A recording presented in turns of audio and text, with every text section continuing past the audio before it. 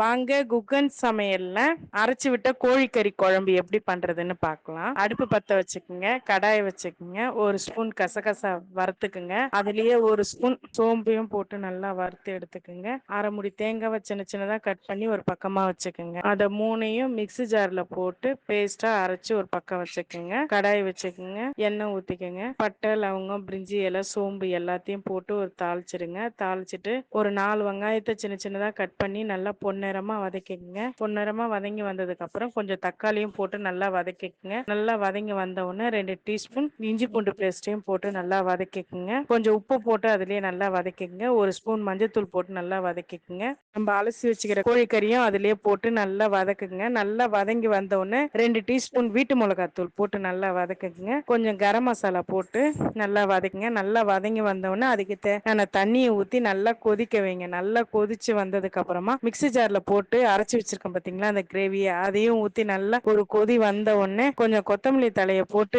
இறக்கிட்டீங்கன்னா அரைச்சு விட்ட கோழிக்கறி குழம்பு ரெடிங்க.